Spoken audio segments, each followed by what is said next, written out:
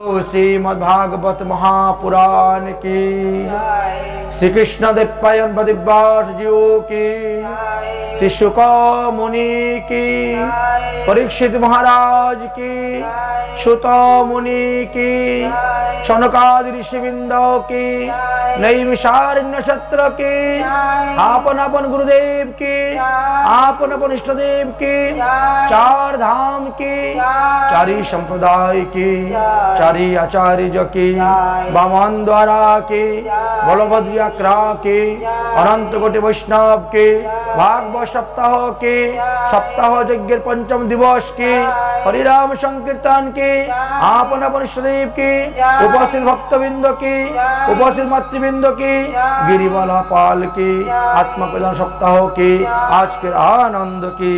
जय जय श्री राधेश्याम। परमहंस शिरोमणि सुखदेव गोस्वामी पाद आसन्न मृत्युग्रस्त महाराज परीक्षितेर सभाते गिये जेभाবে श्रीमद् भागवत सप्ताह ज्ञान यज्ञेर अनुष्ठान करेছিলেন সেই क्रम अनुसारे आज ताहार षष्ठ दिवस। गतकालके आमरा भगवानेर रास एवं महारास पर्यन्त आस्वादन करेছিলাম। आज के तार परवर्ती विषय निये आलोचना करब। यदिओ गतकालके आमादेर रुक्मिणी हरण पर्यन्त पाठेर विषयबस्तु छिलो, किन्तु रास महारासेते एकटु विस्तारित वर्णन करते गिये विलम्ब हये जाय। जाई होक, आजके आमरा रासलीलार परवर्ती अंश थेके आबार आरम्भ करछि। रासलीला समाप्त होवार परे भगवान श्रीकृष्ण बोललेन जे हे गोपीगण, তোমরা সবাই নিজ নিজ গৃহে চলে যাও। তোমরা যে আমার কাছে এসেছো, আমার সঙ্গে রাসলীলা করেছো, যোগমায়ার প্রভাবে এটা কেউ জানে না। তোমাদের স্বামী, দেবর, ননদ, শাশুড়ি কেউ তোমাদেরকে দোষারোপ করতে পারবেন না। অতএব তোমরা স্বাচ্ছন্দ্যে গৃহে প্রবেশ করো। এদিকে গোপীরা যখন গৃহে গিয়ে উপস্থিত হলেন, ভগবান শ্রীকৃষ্ণ যোগমায়াকে আদেশ করলেন, যোগমায়া তুমি সেই সেই নকল গোপীগুলাকে সরিয়ে নাও। যোগমায়া নকল গোপীদেরকে সরিয়ে গেলেন, আসল গোপীরা গৃহে গিয়ে প্রবেশ করলেন, যার কারণে কেউ তাদেরকে কোনরূপে দোষারোপ করলেন না। দেখতে দেখতে ভগবান শ্রীকৃষ্ণের বয়স 9 বৎসর 11 মাস হয়ে গিয়েছে। সেই সময়ে শিবরাত্রি উপলক্ষে এবং হোলি খেলা উপলক্ষে विशेष मेला शुरू হয়েছে। ব্রজমণ্ডলে सरस्वती पूजार दिन হইতেই হোলি খেলা শুরু হয়, রং খেলা। অর্থাৎ মাঘী শুক্লা পঞ্চমী হইতে ফাল্গুন মাসের গৌর পূর্ণিমা পর্যন্তই হোলি খেলা হয়ে থাকে শ্রীধাম বৃন্দাবনে। তো এইভাবে বর্ণন করে গিয়েছেন। होली लीलार कथा आस्वादन आमरा करलाम। तो भगवान श्री कृष्णचंद्र होलिर समय कि करतें, समस्त गोपीदेरके निये ब्रजबासीदेरके निये होली खेला तारा आनंद उत्सव अनुभव करतें। होली खेलते खेलते शिव चौदशी व्रत एसे उपस्थित हयेछे। नंद बाबा बोलছেন, এইবারে शिव चौदशी व्रत आमी मथुराते गिये करब। तবে मथुराय प्रवेश करब ना। मथुरार पाशेई सरस्वती कुंड नामे एकटी कुंड आछे। सेखाने एकटी बन आछे, जे बनके अम्बिका बन बला हय। सेई स्थाने गिये आमी शिव चतुर्दशी व्रत पालन करब। व्रत करते शुरू करेछेन। रात्रिबेला सेई बनेर मध्य शयन करेछेन। हठात् करे एक अजगर सर्प एसे तिनार पायेर मध्य कामड़ दिये धरेछे। सबाई मिले सर्प के आघात करते, किन्तु सर्प किछुतेई नंद बाबा के छाड़तेছে ना। भगवान श्रीकृष्ण सेखाने उपस्थित छिलेन, तिनिও रात्रि जागरण करते गिये शयन करेছিলেন। এইবার কি করা যাবে, তখন ডাকতে শুরু করলেন। ডাকার পরে কৃষ্ণ ঘুমের থেকে উঠলেন, আর ভগবান শ্রীকৃষ্ণ যখন सर्पेर गाये पदाघात करलेन, तत्क्षणाৎ सर्प तार सर्पदेह त्याग करे दिए দিব্য দেহ ধারণ করে ভগবানকে প্রণাম করে দিব্য মূর্তি রূপে দিব্য বিমানের মধ্যে বসে নিত্যধামে চলে গেলেন। পরীক্ষিত মহারাজ জিজ্ঞাসা করলেন, গুরুদেব, এই অজগর সর্প কে ছিল? কোন পাপের ফলে তিনি অজগর সর্প হয়েছিলেন? আপনি কৃপা করে আমার নিকটে বর্ণনা করুন। সুখদেবজি বললেন, হে মহারাজ পরীক্ষিত, এই অজগর সর্প পূর্বজন্মে চন্দ্রাক্ষচূর নামে এক গন্ধর্ব ছিলেন। সে কুবেরের অনুচর ছিল। দেবরাজ ইন্দ্রের নিত্য পূজার সামগ্রী সংগ্রহ করে রাখতেন। দেবরাজ সন্তুষ্ট হয়ে তিনাকে একটি মণিদান করেছিলেন, কিন্তু নারদের অভিশাপে তিনি অসুরজনী প্রাপ্ত হয়েছিলেন। ভগবান শ্রীকৃষ্ণ তাকে যখন বধ করলেন, তখন তাহার মস্তক থেকে মণি নিলেন এবং সেই মণি নিয়ে তিনি বলরামকে দান করলেন। বলরাম সেই মণি নিয়ে মধুমঙ্গলকে দান করলেন এবং মধুমঙ্গল সেই মণি নিয়ে রাধারানীকে দান করেছিলেন। আর রাধারানী সূর্য পূজার সময় সেই মণিটি সূর্যকে দান করে দিয়েছিলেন। এইভাবে মণি হস্তান্তর হইতে শুরু হলো। ভগবান শ্রীকৃষ্ণের একানী বাল্যলীলা সমাপ্ত, তারপরে ভগবানের কৈশোরলীলা আরম্ভ হবে। অর্থাৎ 10 বৎসর পূর্ণ হয়ে গিয়েছে শ্রী গোবিন্দের বৃন্দাবন লীলা করতে করতে। 10টি বৎসর তিনার অতিবাহিত হয়ে গেছে। এবার আমরা যুগল গীতেতে প্রবেশ করব। কেউ হয়তো মনে করতে পারেন যে এই যুগল গীতের মধ্যে কি আছে।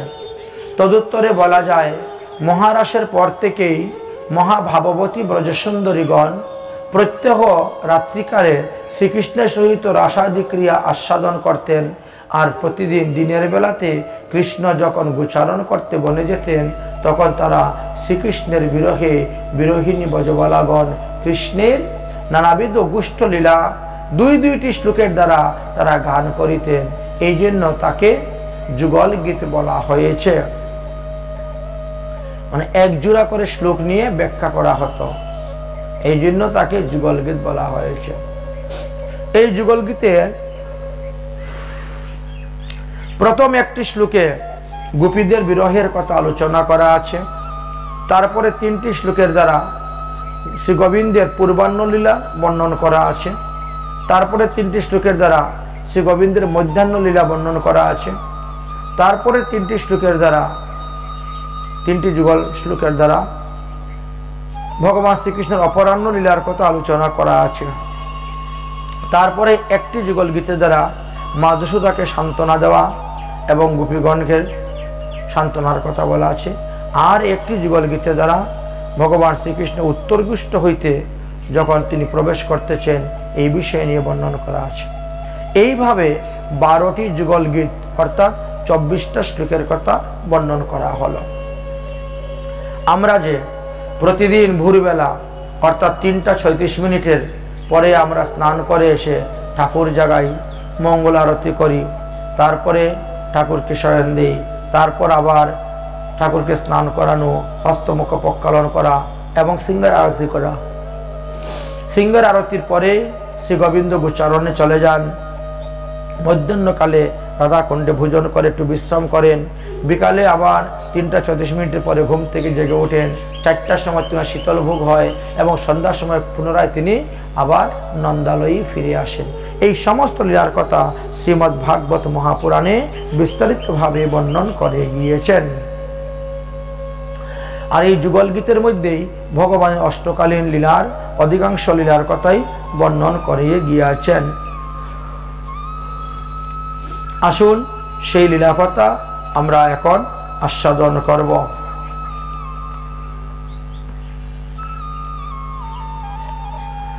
গোপীগণের মনের খেদের কথাও এখানে আলোচনা করেছেন।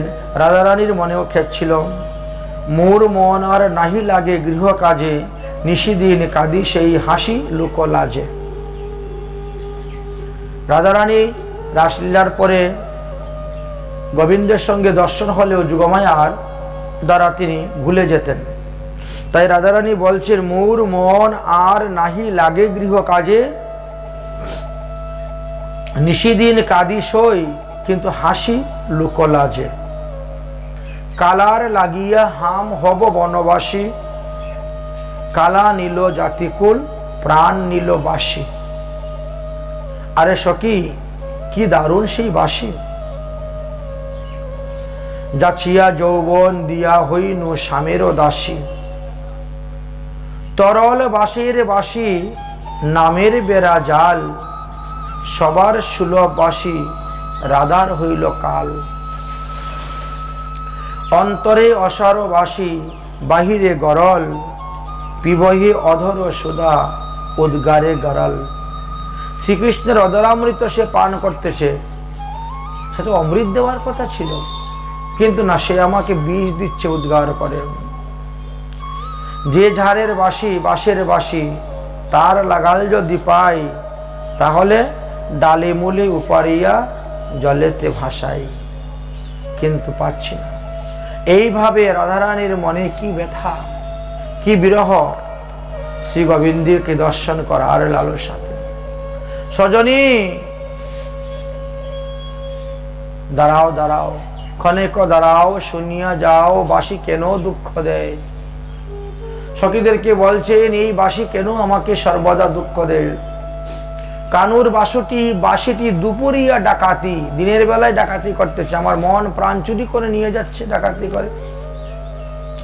কানুর বাঁশিটি দুপুরিয়া ডাকাতি, সরবল হরি বলে হিয়া ধুকি পরান্ন পাগলি, কে মরে এত কোকলে।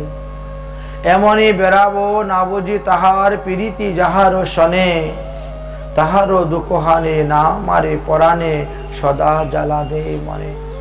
একেবারে মেরে ফেলতো তাহলে এত দুঃখ এত জ্বালা হতো না, কিন্তু মারবে তো না, আর এইভাবে জ্বালা দিয়ে দুঃখ দিচ্ছে আমাকে। তাই রাধারানী বাঁশিকে স্তুতি করতেছে, হে বাঁশি তুমি আমার নাম ধরে বাজিও না। মিনতি করি বারে বার,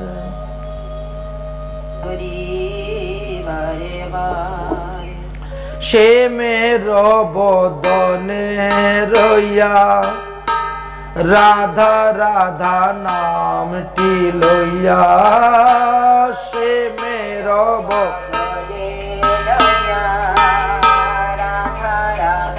বাজনা কোথায় যাচ্ছে?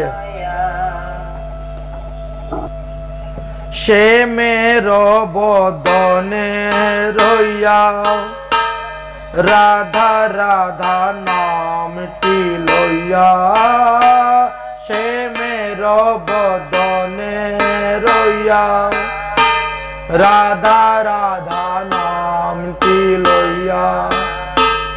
তুমি মেনে না বাজিয়া, তুমি মেনে না বাজিয়া, ফল হয় যেই জনা, সে কি ছাড়ে আলাপনা। তুমি কেন হও তার বর, তুমি কেন হও তার বর।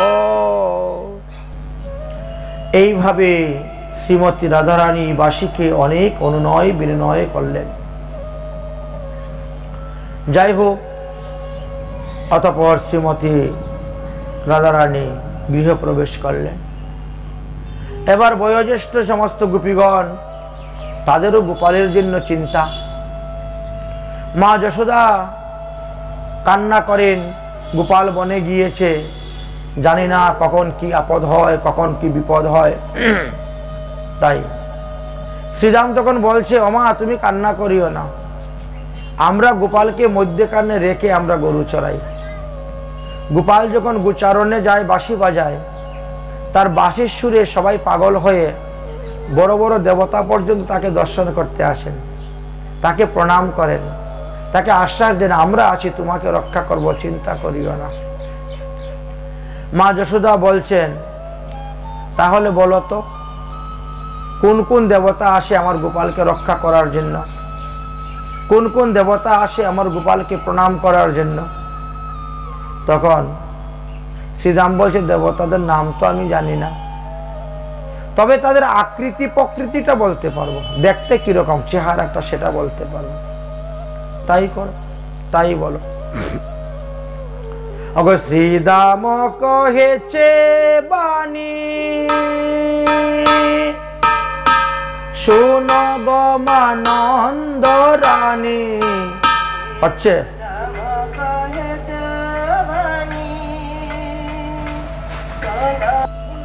শ্রীদাম কহেছে বাণী, শোন গো মানন্দ রানী। নীতি নীতি যাই মোরা বনে, নীতি নীতি যাই মোরা বনে।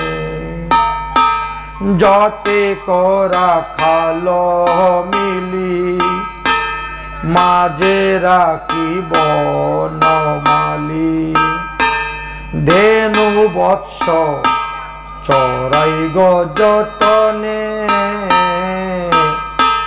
ধেনু বৎস চরাই গজতনে। মোহন মুরলীর স্বরে,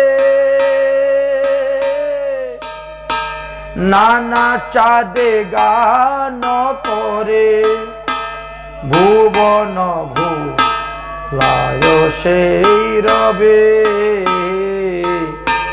ভুবন ভুলায় সেই রবে। শুনিয়া মুরলীর রব, দিব্য মূর্তি লোক সব। আশিদর সন সবে করে, আশিদর সন সবে করে। হংসের উপরে চরি,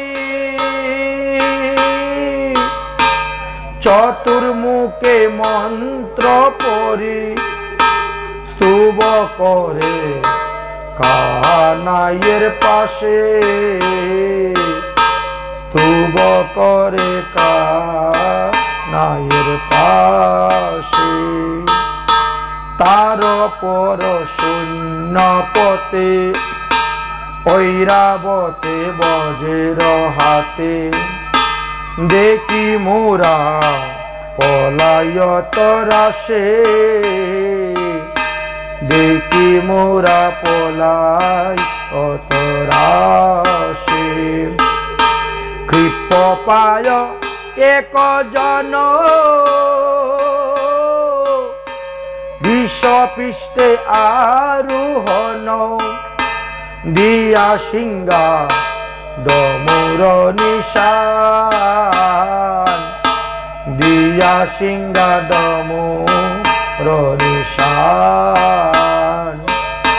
শিরে জটা ত্রিলোচন, ভস্মে অঙ্গ বিভূষণ। সদাই জপে রাম রাম নাম। তার বামে এক নারী, তুলনা দিবারে নারী। রূপে অন্ধ কারো নাশ করে, রূপে অন্ধকার নাশ করে।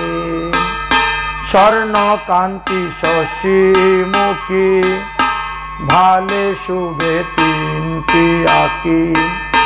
কুলে করি রহে গিরি ধরে, কুলে বলে গিরি ধরে। ননি খাওয়ায় দশ করে, কত ননি খায় তার কোলে। কত ননি খায় তার ঘরে। বলে ওরে বাচ্চা কানু, আনন্দে চরাহ ধেনু কাননেতে নাহি ভয় তোর কাননেতে নাহি ভয় তোর গজমুখ এক জন মুশিকেতে আরোহণ সিন্দুরের মণ্ডিত নৌকানি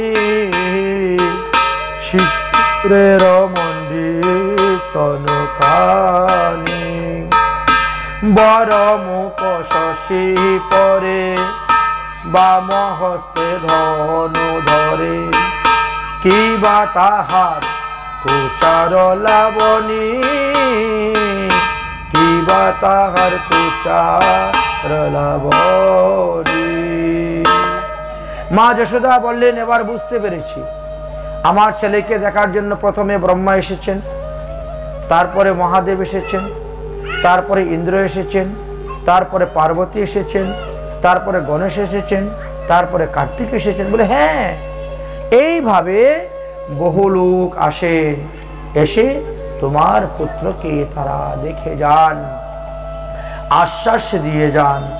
ভগবান শ্রীকৃষ্ণ এইভাবে বাল্যলীলা করতে করতে একদিন শ্রী গোবিন্দ আরিড গ্রামে গিয়ে উপস্থিত হয়েছেন গোচারণ করতে করতে।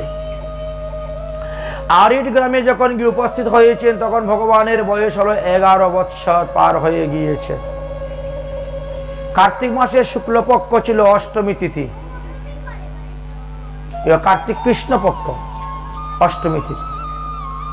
শ্রী গোবিন্দ সেই দিন গিয়েছেন গোচারণ করতে করতে আরিড গ্রামে। কংস তখন এক অসুরকে পাঠালেন। সেই অসুর ভয়ঙ্কর, সে বিভিন্ন রূপ ধারণ করতে পারত। কৃষ্ণকে মারার জন্য সে একটা ষাঁড়ের রূপ ধারণ করেছে। ষাঁড়ের রূপ ধারণ করে কৃষ্ণের নিকটে এসে উপস্থিত হয়েছে, আর পাশে এসেই ভাবেছে কৃষ্ণের পেটে দিয়ে শিং ঢুকিয়ে দিব। যেই শিং ঢুকাতে গিয়েছে ভগবান শ্রীকৃষ্ণ 2 হাত দিয়ে তার শিং ধরে ফেললেন, আর শিং ধরার পরে শুরু হলো দুজনের মধ্যে যুদ্ধ। যুদ্ধ করতে করতে ভগবান শ্রীকৃষ্ণ সেই ষাঁড়টাকে বধ করে দিলেন। ষাঁড়টাকে বধ করার পর সমস্ত গোপীরা বলতেছে, কৃষ্ণ তুমি গোহত্যা করেছ, অতএব আমরা তোমার সঙ্গে আর খেলা করব না, তুমি আমাদেরকে স্পর্শ করিও না, তুমি আমাদের থেকে দূরে দূরে থাকো।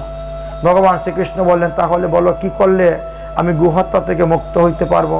গোপীরা বললেন, সমস্ত তীর্থ ভ্রমণে চলে যাও, সমস্ত তীর্থ ভ্রমণ করে আসো, তবেই গিয়ে তুমি সমস্ত তীর্থে স্নান করো, তবেই তুমি গোহত্যা পাপ থেকে মুক্তি লাভ করতে পারবে। ভগবান শ্রীকৃষ্ণ বললেন, আমি সমস্ত তীর্থকে আহ্বান করিয়া এই স্থানে নিয়ে আসব। এই বলে বাম পায়ের গোড়ালি দিয়ে ভূমির মধ্যে আঘাত করতে শুরু করলেন, আর আঘাত করতে করতে সেখানে একটি গর্তের সৃষ্টি হলো।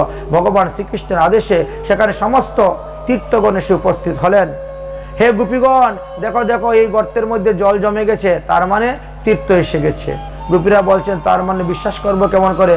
যদি তীর্থরা মূর্তিমান হয়ে প্রকট হন তাহলে আমরা বিশ্বাস করতে পারি।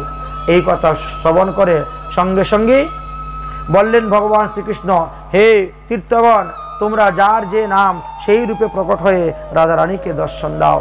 তখন সমস্ত তীর্থগণ প্রকট হয়ে দর্শন দিলেন, আর এইভাবে 60,000 কোটি তীর্থ সেখান থেকে প্রকট হয়েছিলেন, রাধা রানীকে পরিচয় দিয়েছিলেন। তখন সবাই বিশ্বাস করলেন। বিশ্বাস করার পরে ভগবান শ্রী গোবিন্দ সেই শ্যামকুণ্ডে স্নান করলেন, আর স্নান করে বললেন, আজকে থেকে এই কুণ্ডের নাম শ্যামকুণ্ড বা কৃষ্ণকুণ্ড। এই কুণ্ডে যে স্নান করবে সে 60,000 কোটি তীর্থের জলে স্নান হবে এবং সমস্ত পাপ থেকে মুক্তি লাভ করতে পারবে। রাধারানী বলছে, সর্বনাশ হয়ে গেছে, এখন তো কৃষ্ণের যশ সমস্ত পৃথিবীতে প্রচার হবে, আমাদের যশ প্রচার হবে না। তাহলে আমরা এক কাজ করি, শ্যামকুণ্ডের ঠিক পশ্চিম তটে আমরা একটা কুণ্ড তৈরি করব। কৃষ্ণ যেমন একা বাঁকা, তার কুণ্ডটাও একা বাঁকা। আমরা সুন্দর করে দৈর্ঘ্য প্রস্থ মেপে কুণ্ড তৈরি করব, এমন সুন্দর করে ঘাট বাঁধাবো, লোক এসে আগে আমাদের কুণ্ডে স্নান করবে। কারণ আজকালকে লোক হলো দর্শনদারী, ঠাট বাট না থাকলে কেউ পুছে না, বুঝেছেন? পরে হলো গুণ বিচারী, গুণটা পরে বিচার করে, আগে দর্শন।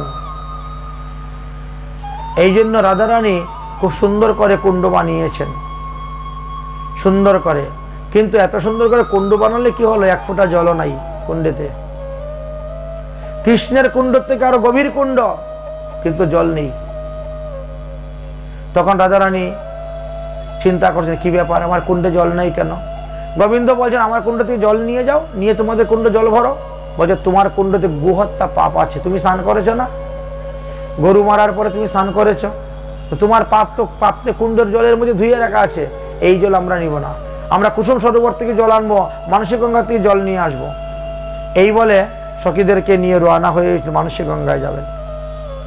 তখন সমস্ত তীর্থগণ রাধারানীকে স্তুতি করতেছিল। রাধারানীকে বললেন, তোমার কুণ্ডেতে আমাদেরকে থাকার জায়গা দাও, আশ্রয় দাও, আমরা আশ্রয় নিতে চাই, তুমি হলে আশ্রয় তত্ত্ব। তখন রাধারানী আশ্রয় দিলেন। ভগবান শ্রীকৃষ্ণ মুরলী দ্বারা রাধাকুণ্ড শ্যামকুণ্ডের সঙ্গম তৈরি করে দিলেন, আর রাধাকুণ্ড শ্যামকুণ্ড জলে পূর্ণ হয়ে গেল। ফলে কি হলো, রাধাকুণ্ডের জলের রং আলাদা, শ্যামকুণ্ডের জলের রং আলাদা। যদি কখন যান সাক্ষাৎ দেখতে পাবেন, দুই কুণ্ডের জলই দেখতে দুরকম। এইভাবে রাধাকুণ্ড এবং শ্যামকুণ্ড প্রকট হয়েছিল। যাই হোক, এদিকে কংস যখন শুনতে পারলেন অরিষ্টাসুর বধ হয়ে গেছে, তারপরে কংস কি করলেন, কেশী নামক এক দৈত্যকে পাঠাইলেন। কার্তিক মাসের শুক্লপক্ষের ত্রয়োদশী দিবসে এই কেশী ঘোড়ার রূপ ধারণ করে এসেছিলেন। শ্রী গোবিন্দ তার সঙ্গে যুদ্ধ করে তাকে বধ করলেন। এইভাবে কেশী দৈত্যকে বধ করেছিলেন। তারপরে আসলো ভূমাসুর। ভূমাসুর শ্রীকৃষ্ণের সখাদের রূপ ধারণ করে তার সঙ্গে খেলা শুরু করলেন। আর খেলতে খেলতে এক একটা করে গোপ বালকগুলোকে চুরি করে নিয়ে কাম্যবনের গুফার ভিতরে লুকিয়ে রাখতে শুরু করলেন। শ্রী গোবিন্দ সেই ভূমাসুরকে বধ করলেন এবং সখাদেরকে উদ্ধার করলেন। এইভাবে শ্রী গোবিন্দ বহুবিধ লীলা করেছিলেন। এমনকি শ্রী গোবিন্দ শ্রীধাম বৃন্দাবনে ঝুলন লীলা করেছেন। আপনাদের দেশে ঝুলন লীলা হয় মাত্র 5 দিন, একাদশী থেকে পূর্ণিমা পর্যন্ত। কোনো কোনো বছর তিথি অনুসারে কম হয়ে যায়, 4 দিন হয়। কিন্তু শ্রীধাম বৃন্দাবনে ঝুলন লীলা হয় 13 দিন। 13 দিন ঝুলন লীলা হয়। এক এক দিন এক এক বনে, বৃন্দাবনে 12 বন আছে, এক এক দিন এক এক বনে শ্রী গোবিন্দ ঝুলন লীলা করতেন। আসেন একটু ঝুলন লীলা আমরা আস্বাদন করি। সুন্দর রাধিকা সনে ঝুলে বঙ্ক বিহারী, সুন্দর ঝুলে বঙ্ক বিহারী, সুন্দর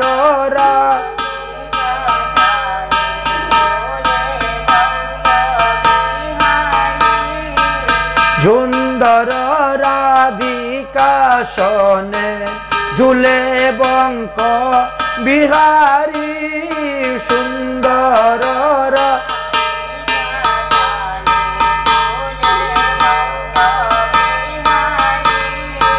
শ্যাম পৈরাচে পিতবাস, রাই পৈরাচে গাগরি,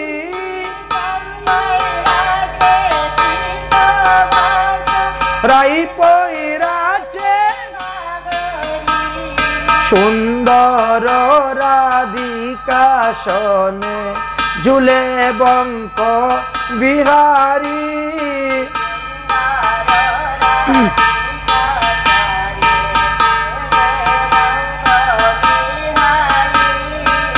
চূড়াতে ময়ূরের পাকা, কিশুবা হইয়াছে বাঁকা, চূড়াতে ময়ূরের পাকা,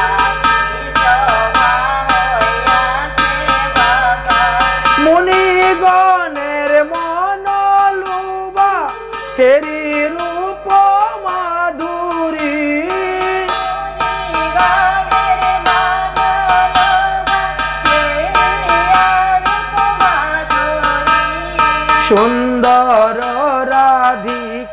আসনে ঝুলে বঙ্ক বিহারী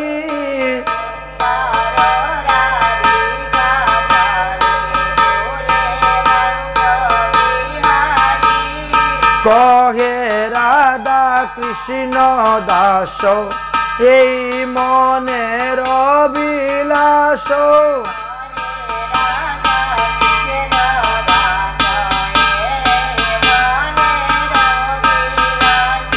সুখে বৃন্দাবনে বাস কবে হবে আমারি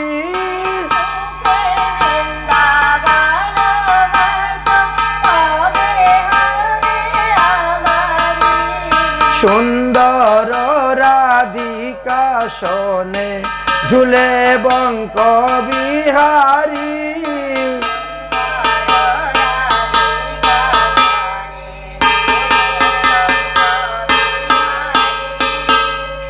এইভাবে শ্রী গোবিন্দ ঝুলন লীলা করেছিলেন, হোলি খেলা করেছেন।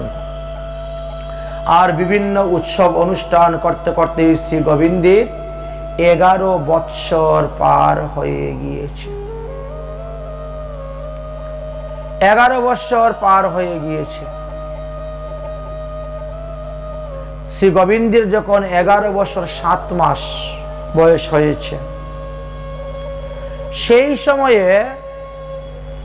দেবর্ষি নারদ কংসের বাড়িতে এসে উপস্থিত হয়েছে। কংস দেবর্ষি নারদকে দণ্ডবতে প্রণাম করে বলছেন, হে মুনিবর, আমি সর্বদা খালি দুঃস্বপ্ন দেখি, সব সময় দেখি যে কৃষ্ণ আসতেছে আমাকে মেরে ফেলে দেওয়ার জন্য, গলা টিপে মারার জন্য। শয়নে ভোজনে গমনে সব জায়গায় আমি তাকে দেখতে পাই, সে আমাকে মারার জন্য আসতেছে। এই দুঃস্বপ্নের হাত থেকে রক্ষা পাওয়ার যদি কোনো উপায় থাকে তাহলে বলো। আর নন্দের নন্দন কৃষ্ণ কেনই বা আমাকে মারবে? তার সঙ্গে তো আমার কোনো শত্রুতা নেই, বরং তার বাবার সঙ্গে তো আমার মিত্রতা। তখন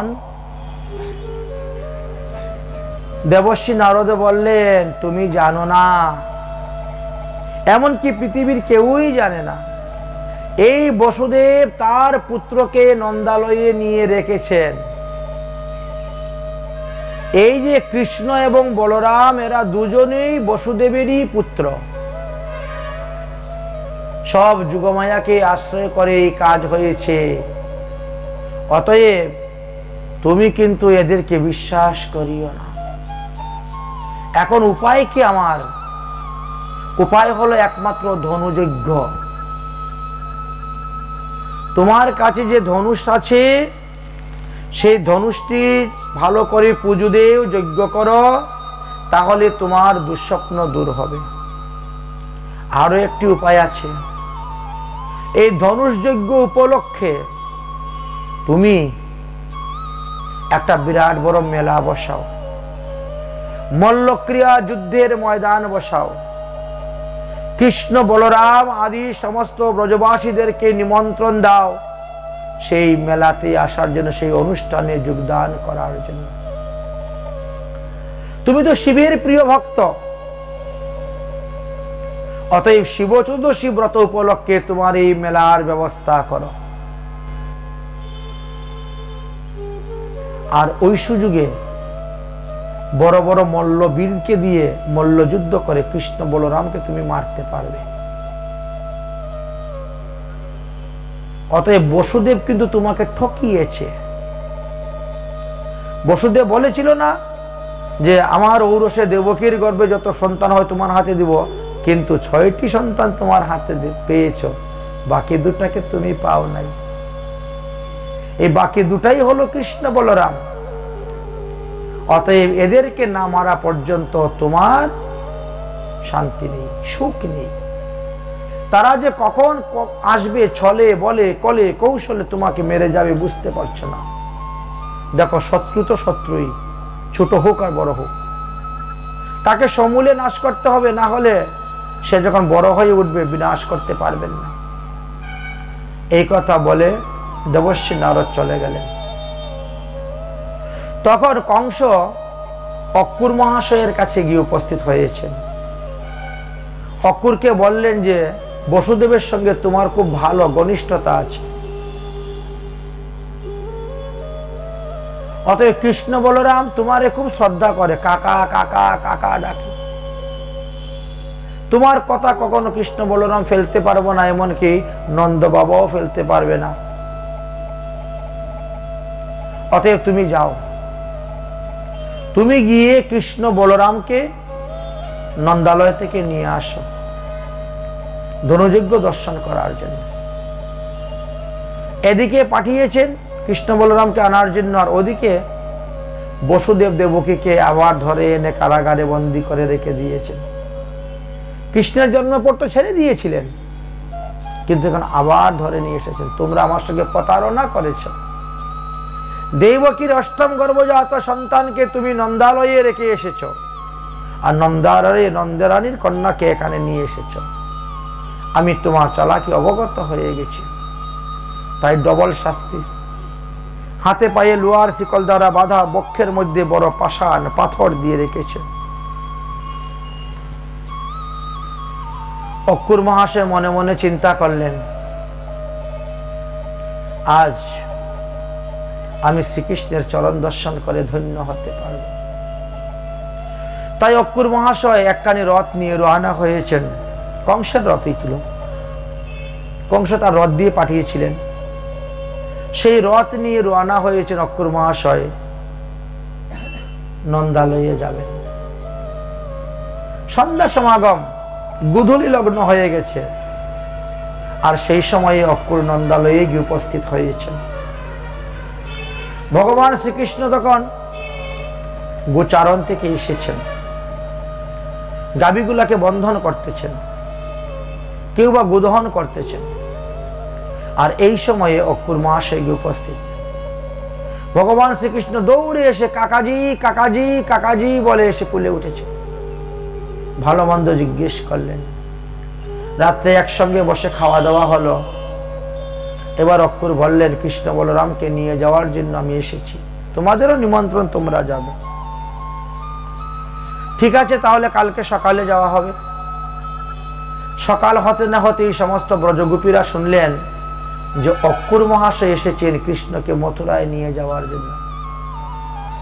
শ্রীকৃষ্ণের প্রিয়সী যত গোপীরা ছিলেন তারা বলছেন সর্বনাশ হয়ে গেছে, কৃষ্ণ যদি একবার মথুরায় যায় তাহলে আর ফিরে আসবে না এই ব্রজভূমিতে। কারণ মথুরাতে সুন্দর সুন্দর রমণীগণ আছেন, আর তারা কৃষ্ণকে ভালোবাসা দিয়ে ভুলিয়ে রেখে দিন। সে আর এই গ্রামের মূর্খ নারীদের গোপীদের কাছে আর আসবে। অতএব আমাদের প্রাণ থাকতে আমরা কৃষ্ণকে যেতে দিব না মথুরায়। রাস্তার মধ্যে শুয়ে পড়লেন সমস্ত ব্রজগোপীগণ। অক্রূর রথ দাঁড়া করিয়ে দিয়েছে, রথ নিয়ে যেতে পারছেন না। ভগবান শ্রীকৃষ্ণ বললেন, গোপীগণ রথ ছেড়ে দাও, আমি তোমাদেরকে কথা দিলাম আগামী পরশু দিন আমি ফিরে আসব। আজকে যাব, গিয়ে একটু বিশ্রাম নিব, কালকে সারাদিন ধনুযজ্ঞ দেখব, মেলা দেখব, মল্লক্রিয়া যুদ্ধ হবে এগুলো দেখব, আর পরশু দিন আমি চলে আসব। অতএব তোমরা রাস্তা ছেড়ে দাও, তোমরা তো জানো আমি যাহা বলি তাহা করি। আমি তোমাদের ছাড়া থাকতে পারবো না, তোমরা যেমন আমাকে ছাড়া থাকতে পারো না, আমিও তোমাদের ছাড়া থাকতে পারবো না। আমি শুধু যাচ্ছি অক্রূর কাকার কথা রক্ষা করার জন্য।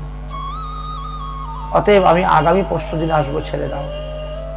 গোপীরা বললেন, বেশ ছেড়ে দিলাম, তবে আমরা এইখানেই বসে থাকবো। আগামী পরশু দিন তুমি আসলে পরে তোমার সঙ্গে আমরা ঘরে ফিরে যাব। সেই থেকে এই গ্রামের নাম হলো পলসু গ্রাম।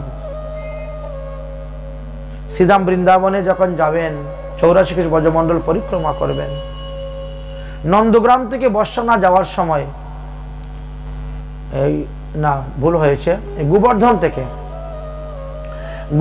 থেকে বর্ষানা যাওয়ার সময় এই পলসু নামক গ্রাম পড়বে। সেখানে হর সতীর সমাধি আছে। গোপীরা রয়ে গেল। গোপীরা বারবার কৃষ্ণকে বলতেছেন, হে প্রভু, गोकुल छोड़ के मथुरा मत जाना, गोपिया को तेरे बिना नहीं को ठिकाना, गोकुल छोड़ के मथुरा मत जाना। কিন্তু শ্রী গোবিন্দ যাবেনই যাবেন, আশ্বাস দিলেন। গোপীরা রাস্তা ছেড়ে দিলেন, গোবিন্দ রওনা হয়েছে। এদিকে সমস্ত মথুরাবাসীগণ জানেন যে আজকে কৃষ্ণ মথুরাতে আসবেন, তাই প্রত্যেকের ঘরের সামনে কলা গাছ রোপণ, আম পাতা কলা পাতা দিয়ে বনমালা দিয়ে সাজানো, ঘটস্থাপন, ঘরের সম্মুখে আলপনা অঙ্কন করা। কেন? আজকে ভগবান আসবেন আমার গৃহে। বুঝতে পেরেছেন? এই জন্য আমরা যখন অধিবাস দিই কারো বাড়িতে, তখন দেখেন ওখানে ঘটস্থাপন করা হয় দরজার সামনে দুটা, ভগবান আসবেন আজকে। এই জন্য প্রতিটি নগরে নগরে প্রতিটি গৃহে গৃহে এইভাবে সাজানো। অক্রুর মহাশয় শ্রী গোবিন্দকে নিয়ে রওনা হয়েছে। এখনো তিনি মথুরায় প্রবেশ করেন নাই। মথুরায় প্রবেশ করার প্রায় 2 কিলোমিটার বাকি আছে। তখন অক্রুর মহাশয় বলছেন, আমি একটু যমুনায় স্নান করে নিই। প্রতিদিন আমি সকালবেলা ভোরে উঠে যমুনায় স্নান করি, যমুনার জলে দাঁড়িয়ে আমি গুরু মন্ত্র জপ করি, আহ্নিক মন্ত্র। কিন্তু আজকে তো হলো না। আর এখন আবার মথুরায় ঢুকে গেলে পরে আর বেরিয়ে আসতে পারবো না, তো মথুরায় ঢুকার আগে স্নান করে নেই। কৃষ্ণ বলরামকে বলছেন, বাবা তোরা রথের মধ্যে বস, আমি যাচ্ছি স্নান করতে। অক্রুর মহাশয় যখন যমুনায় স্নান করতে গিয়েছেন, তখন বৃন্দাবনের কৃষ্ণ বলছেন, আমি এখন বৃন্দাবনে চললাম, মথুরার কৃষ্ণ তুমি মথুরায় যাও, তুমি গিয়া কংসকে বধ করিও। এই ঘটনাটা অক্রুর পর্যন্ত জানতে পারলেন না। অক্রুর যখন জলের মধ্যে ডুব দিলেন, তখন জলের মধ্যে দেখেন কৃষ্ণ বলরাম রথ নিয়ে বসে আছে। আশ্চর্য কথা, আরে তাদেরকে তো আমি জলের উপরে নদীর তীরে রেখে এসেছি, জলের ভিতরে আসলো কেমন করে? দেখি তো গিয়ে। আবার উকি মেরে গিয়ে দেখে। কৃষ্ণ বলছেন, কাকাজি কি ব্যাপার, স্নান হয়ে গেল? বলে না, হয় নাই এখন। দেরি করছেন, যান তাড়াতাড়ি স্নান করুন। আবার এসে জলের মধ্যে ডুব দেয়, আবার দেখে কৃষ্ণ বলে, সর্বনাশ, যাকে রক্ষার জন্য আমি এত সৈন্য সামন্ত সংগ্রহ করতেছি, যুক্তি পরামর্শ করতেছি, তিনি দেখি আমাদের রক্ষা কর্তা। তারপরে যখন তিনি জলের মধ্যে ডুব দিলেন, তখন ভগবান তিনার 24টি অবতার দর্শন করাইলেন। এই যে মৎস্য কুর্ম বরাহ নৃসিংহ বামন রাম পরশুরাম আদি সমস্ত জলের ভিতরে দর্শন করলেন। এই জন্য সেই ঘাটের নাম অক্রুর ঘাট। শ্রীরাম বৃন্দাবনে গেলে পরে অবশ্যই অক্রুর ঘাট দর্শন করতে যাবেন, বড় পুণ্যভূমি স্থান। অক্রুর ঘাট থেকেই অক্রুর মহাশয় রথ নিয়ে অম্বিকা বনে চলে আসলেন। নন্দ বাবা অন্যান্য সৈন্যদেরকে নিয়ে এসে ওখানে উপস্থিত, কৃষ্ণ বলরাম গিয়ে উপস্থিত হয়েছেন। অক্রুর বলছে, কৃষ্ণ বলরাম একটু আমার বাড়িতে চলো। ভগবান বলছেন, এখন নয় কাকাজি, আগে কংসকে বধ করব, তারপরে তোমার বাড়িতে যাব, তার আগে আমি তোমার বাড়িতে যাব না। যাই হোক, ভগবান শ্রীকৃষ্ণচন্দ্র নন্দ বাবার কাছে গেলেন। উপবনে নন্দ বাবা অপেক্ষা করছে, কিরে বাবা আমরা এত তাড়াতাড়ি চলে আসলাম, তোদের তো দেরি কেন রে? ওই যে গোপীরা রাস্তায় আটকিয়ে দিয়েছিল, তাদেরকে সান্ত্বনা দিয়ে তাদেরকে বুঝিয়ে সুজিয়ে আসতে সময় তো লেগে গেল গোবিন্দ। আচ্ছা বস, খাওয়া দাওয়া কর। এক মুষ্টি দধিযুক্ত অন্ন কৃষ্ণ খেলেন মথুরায় গিয়ে। খাওয়ার পরে বলছেন, বাবা আমরা তো কোনোদিন শহর দেখি নাই, 11 বৎসর 7 মাস বয়স হয়ে গেছে, কোনোদিন শহর কিরকম দেখি নাই। আজকে যখন মথুরা শহরে এসেছি, এটা একটা রাজধানী ছিল, একটা রাজ্য ছিল, তাহলে আমরা একটু ঘুরে দেখি, উগ্রেশনের রাজধানীটা একটু ঘুরে দেখি। তার কাছে যাও। বেশি দেরি করিস না বাবা, সন্ধ্যায় সন্ধ্যায় ফিরে আছিস। আচ্ছা ঠিক আছে, সন্ধ্যায় সন্ধ্যায় ফিরে আসবে। সমস্ত সখাদেরকে নিয়ে হই হই রই রই করে ছুটছেন কৃষ্ণ। মথুরা শহর দেখতেছেন অলিগলি, দুতলা তিনতলা বিল্ডিং এর উপর থেকে পুষ্প বর্ষণ করতেছে সবাই কৃষ্ণের উপরে, শঙ্করধ্বনি জয়ধ্বনি করতেছেন। আজ কৃষ্ণ এসেছেন আমাদের মথুরাতে। কংসের কারাগারে জন্মগ্রহণ করে তিনি চলে গিয়েছিলেন নন্দালয়ে। 11 বছর 7 মাস পরে তিনি এসেছেন। তাই কৃষ্ণকে দেখার জন্য সবাই ছাদের উপর উঠে দাঁড়িয়ে আছে, দরজার সামনে দাঁড়িয়ে আছেন। ভগবান শ্রীকৃষ্ণচন্দ্রকে দর্শন করতেছেন, কৃষ্ণের উপরে পুষ্প বর্ষণ করতেছেন। আর গোবিন্দ ধীরে ধীরে রাস্তায় চলতেছেন, গোবিন্দ ধীরে ধীরে চলছেন, চলতে শুরু করেছেন। কিছু দূর যাওয়ার পরে শ্রী গোবিন্দ সখাদেরকে বলছেন, সখারা দেখ শহরের লোকেরা কি সুন্দর পোশাক পরে, কি সুন্দর পোশাক পরে শহরের লোকেরা ঘুরে বেড়ায়, আর আমরা গ্রামের ছেলেমেয়েরা দেখ কিরকম পোশাক পরি। আমরা যে রাস্তা দিয়ে যাচ্ছি এটা মানাচ্ছে আমাদেরকে? মানাচ্ছে না। শহরে ঘোরাফেরা করতে গেলে শহরের মতো লোকদের মতনই কাপড় চোপড় পরে যেতে হবে। পাবো কোথায় রে কাপড়? আরে দেখ দেখ দেখ, ওই দেখ এক ধূপা গাদার পিঠে করে কাপড় নিয়ে যাচ্ছে, ধর ওটাকে ধর। দৌড়ে গিয়ে ধূপাকে ধরেছেন, এই ধূপা তোমার এখান থেকে কাপড় দাও, আমরা পরবো। এই জানিস এগুলো কার কাপড়? এগুলো মহারাজ কংসের কাপড়, সোনার জরি দিয়ে বানানো। এক একটা কাপড় অনেক মূল্য, সাধারণ কাপড় নাকি, কংস মহারাজের কাপড়। এই সবগুলা উনারে আমরা ধুইয়ে ইস্তারি মেরে সুন্দর করে নিয়ে এসেছি। কৃষ্ণ বলছে তাহলে আমাদেরকে দে, আমরা পরবো। তোরা পরবি, তোরা তো এক একটা কাপড়ের ভিতরে 2-3 জন ঢুকে যাবে। কংসের শরীর তো সেই রকম, এত বড় বড় কাপড় তোরা 2-3 জন ঢুকে যাবে। তোরা কাপড় নিয়ে কি করবি রে? গ্রামের মূর্খ বালক গুলা, তোদের জীবনে কোনোদিন এগুলো কাপড় দেখেছিস? পরবে তো দূরের কথা।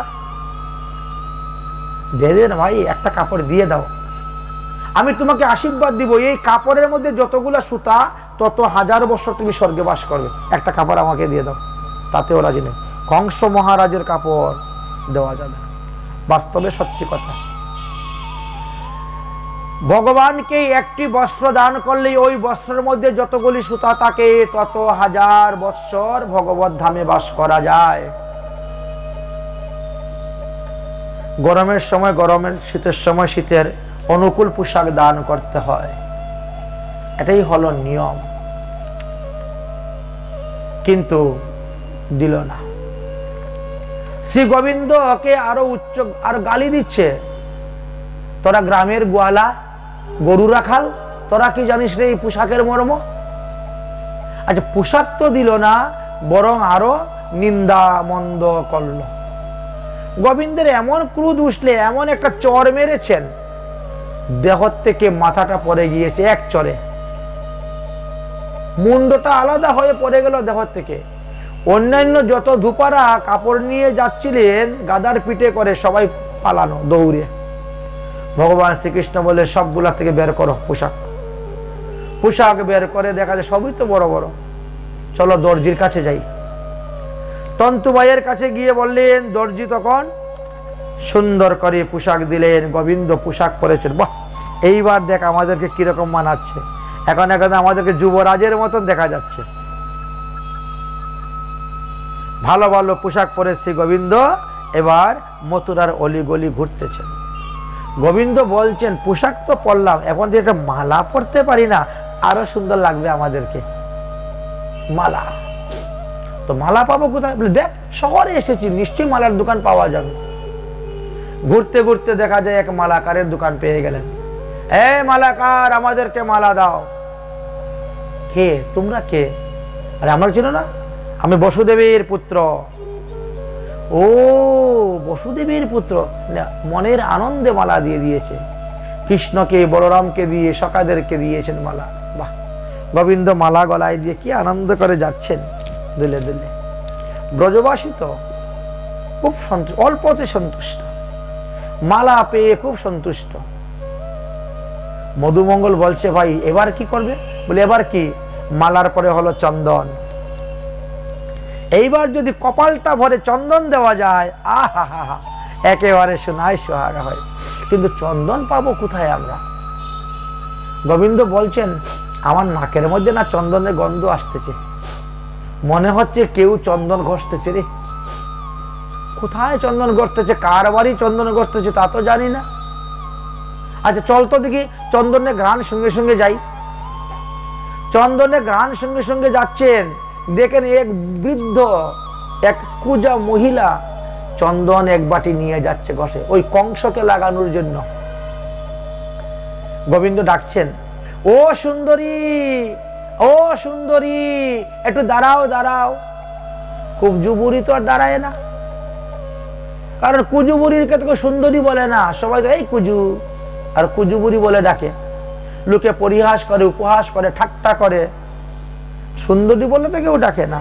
আর গোবিন্দ তাকে ডাকছেন, ও সুন্দরী দাঁড়াও। তো সে দাঁড়াবে কেন? সে তার মতো হেঁটে চলে যাচ্ছে। গোবিন্দ দৌড়ে গিয়া ধরেছেন, আরে তোমাকে এতক্ষণ ধরে ডাকতেছি আর তুমি চলে যাচ্ছ, এই চন্দন নিয়ে কোথায় যাচ্ছ গো বুড়ি? বলছে, চন্দন নিয়ে যাচ্ছি কংসর অঙ্গে লেপন করার জন্য। ভুজরাজ কংসর অঙ্গে লেপন করবেন? করতে হবে না, এই চন্দন আমাদের সবার কপালে দিয়ে দাও, আমরা আজকে এই চন্দন নিয়ে আমরা মথুরা শহর ঘুরে বেড়াবো। না না বাবা, দেওয়া যাবে না, আমি কংসের অধীনে কংসের চাকরি করি, না হলে আমার চাকরিটাই চলে যাবে। চিন্তা করো না, তোমার চাকরির চিন্তা করো না, কালকেই কংস মরবে, কালকেই কংসের মৃত্যু। অতএব আজকে তোমাকে চন্দন কংসকে পরাতে হবে না, আজকে চন্দন আমাদেরকে পরাও। বলে কৃষ্ণ বসে গেছেন, দাও আমার কপালে। বুড়ি তখন কৃষ্ণের কপালে সুন্দর করে ভালো করে চন্দন লাগিয়ে দিয়েছে। আমার সখাদেরকে দাও, সবাইকে পরিয়েছে। এবার কৃষ্ণ বললেন, বাহ, তুমি তো আমাদেরকে চন্দন পরাইলে, তোমার একটু উপকার করি তাহলে। কি উপকার করবে? বুড়ির দুই পা কৃষ্ণ পা দিয়ে চেপে ধরেছেন, কৃষ্ণের দুই পা দিয়ে ওই কুজুবুড়ির দুই পা চেপে ধরেছেন, খুব জার। আচ্ছা, আর থুতনার মধ্যে বাম হাতটা দিয়েছেন, আর ডাইন হাত দিয়ে পিঠের মধ্যে ঘুম করে একটা কিল মেরে দিয়েছেন, একবার সোজা হয়ে গেছে। যেমন সোজা হলো তেমনি আবার রূপবতী, গুণবতী, যুবতী হয়ে গেছে। কি আশ্চর্য! আমার শরীর দেখে পুরা পরিবর্তন হয়ে গেছে, যুবতী হয়ে গেছি, রূপবতী, গুণবতী। বলে, হ্যাঁ, তুমি যে আমাকে চন্দন পরিয়েছ, তোমার একটু উপকার করবো না আমি? ঠিক আছে, তাহলে যাই। কৃষ্ণ যেই চলে যাচ্ছে, দৌড় মেরে গিয়ে কৃষ্ণ কাপড় ধরেছে, তুমি আমাকে এত সুন্দর রূপবতী করলে, গুণবতী করলে, যুবতী করলে, যে তুমি আমাকে বিয়ে করো। কৃষ্ণ বলে, এত থেকে আর বিপদে পড়লাম। না না না, এখন বিয়ের বয়স 11 বছর বয়স মাত্র, না, তুমি আমাকে বিয়ে করতে হবে। ভগবান বলছে, ঠিক আছে, বিয়ে করব, হ্যাঁ, তুমি এখন ঘরে যাও, আগে কংসকে বধ করি, কংসকে বধ করি, তারপরে আমি তোমারে বিয়ে করব, তোমার মনোবাসনা পূর্ণ করব, তুমি তোমার ঘরে চলে যাও। এইভাবে বলে কুবজাকে তার গৃহে পাঠিয়ে দিলেন। এখন বলো, প্রশ্ন করছেন যে কুবজা কে ছিল? কুবজা হলেন সেই রাবণের বোন শূর্পণখা। ইনি তো ভগবান রামচন্দ্রকে বিয়ে করতে গিয়েছিলেন, কিন্তু বিয়ে করতে পারলেন না। ভগবানের কাছে মাথায় কাপড় দিয়ে যায় নাই, এই জন্য নাক কাটা গিয়েছে। লক্ষণ দিয়েছে নাক কেটে, এমন ভাবে নাক কেটে দিয়েছে, এবং ভগবান রামচন্দ্র তো বিয়ে করলো না, আর কেউই বিয়ে করলো না, নাক কাটা মেয়েকে কে বিয়ে করবে? রাবণ মারা যাওয়ার পরে এই শূর্পণখা তখন দেবর্ষি নারদের কাছে গেলেন, আমি ভগবানকে স্বামী রূপে পেতে চাই, চেয়েছিলাম, গিয়েও ছিলাম, কিন্তু আমার ভাগ্যে হলো না, বরং আরো নাক কেটে দিল। এখন বলো, কি করলে পরে ভগবানকে স্বামী রূপে পাবো? দেবর্ষি নারদ বললেন, তাহলে তোমাকে রাধা মন্ত্র জপ করতে হবে। কৃষ্ণকে দেওয়ার মালিক হলেন রাধা রানী। অতএব আমি তোমাকে রাধার সহস্র নাম প্রদান করতেছি, সেটা তুমি জপ করো, তাহলে তুমি রাধাকে পেয়ে যাবে। রাধার কৃপাতে কৃষ্ণকে স্বামী রূপে পাবে।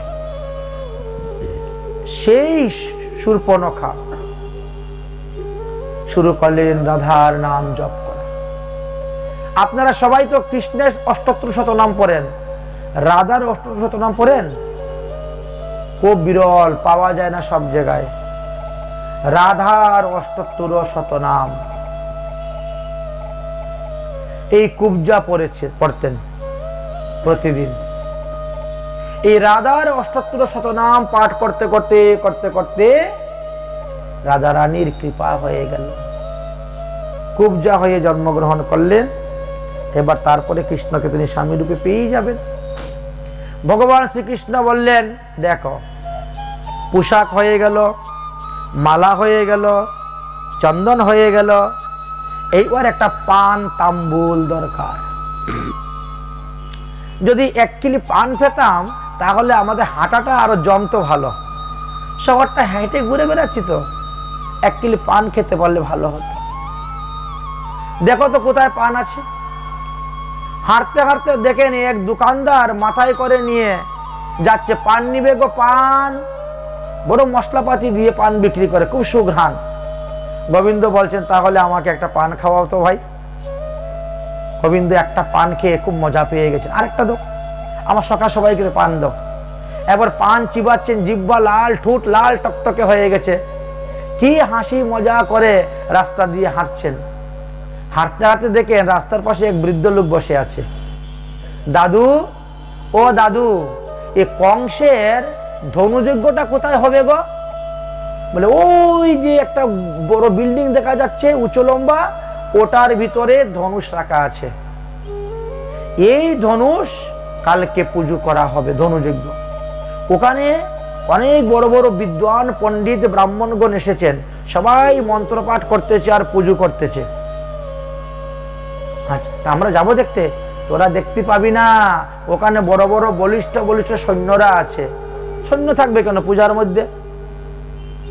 সৈন্য এই কারণেই, এই ধনুষ যেদিন ভাঙবে সেদিন কংসের মৃত্যু হবে। এই জন্য এই ধনুষ যাতে কেউ ভাঙতে না পারে তার জন্য বলিষ্ঠ বলিষ্ঠ সৈন্যগণ পাহারাদার আছে। ও আচ্ছা আচ্ছা, ঠিক আছে দাদু, ঠিক আছে।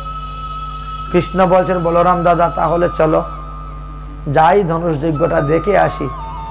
কতজন মল্লবীর যুদ্ধ আছে, কি পরিস্থিতি একটু দেখে আসি।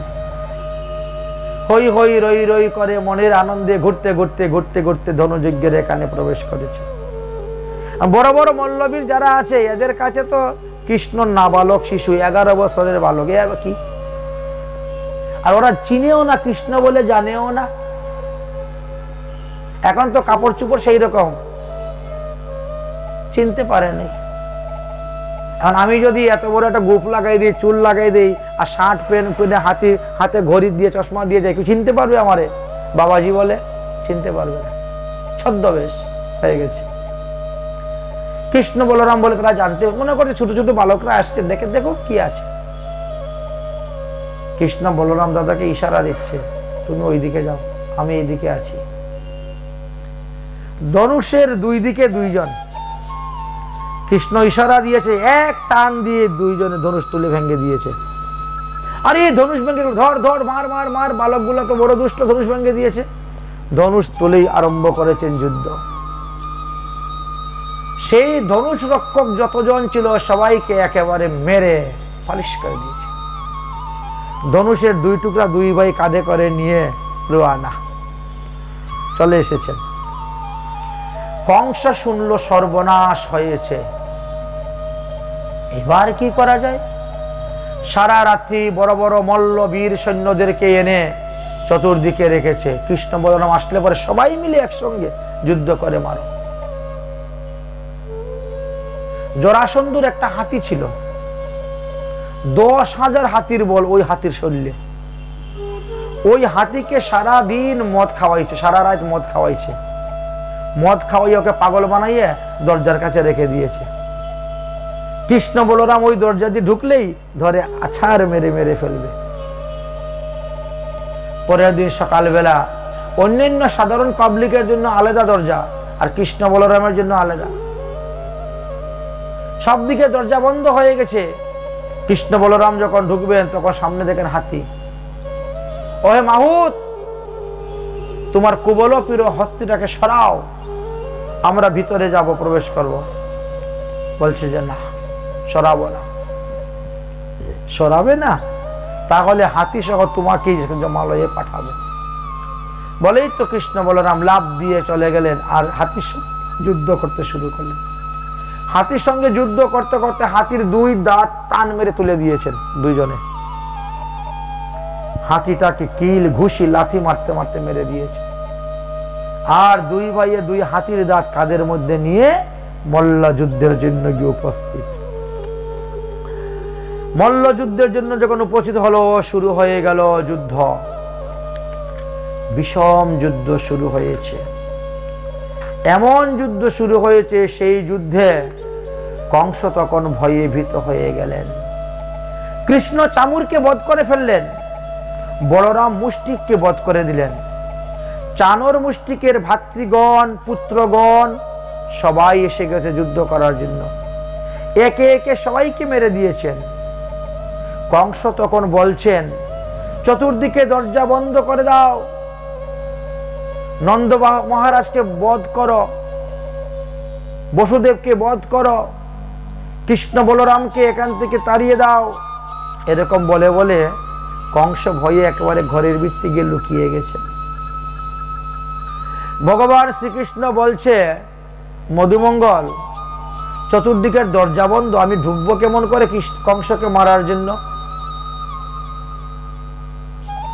তুমি এক কাজ করো বন্ধু, এক লাফ দিয়ে ওই দিওয়ালটা পার হয়ে গিয়ে দরজাটা খুলে দাও, তারপরে বাকিটা আমি দেখছি।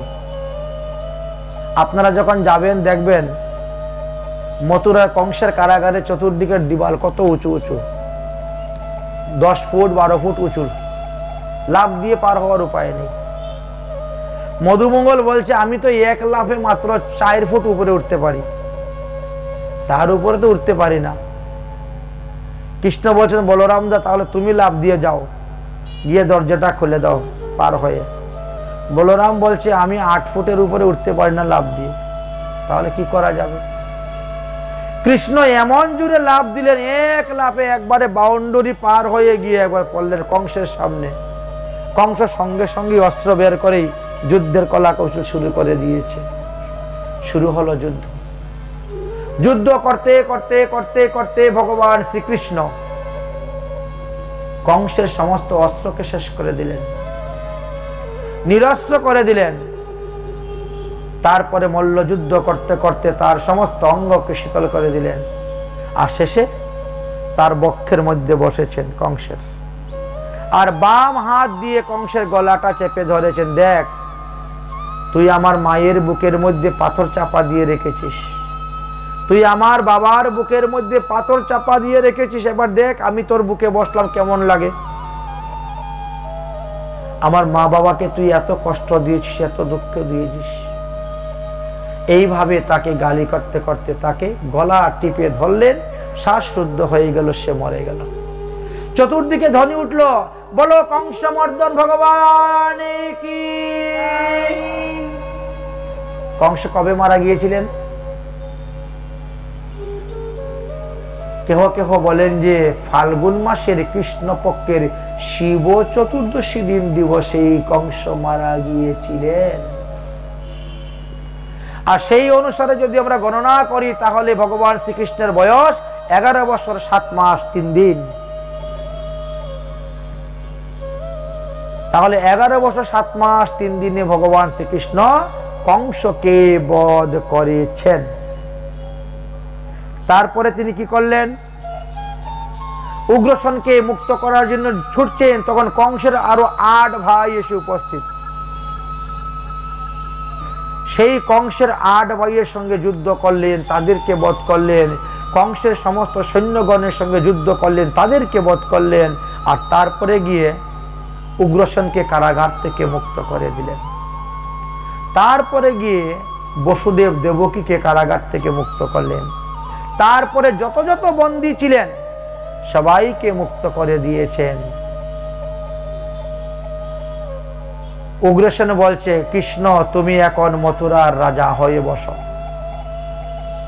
তোমাকে রাজ্য অভিষেক করিয়া তোমাকে মথুরা রাজা বানাবো। ভগবান শ্রীকৃষ্ণ বললেন, না, আমি রাজগদ্দিতে বসবো না। কেন?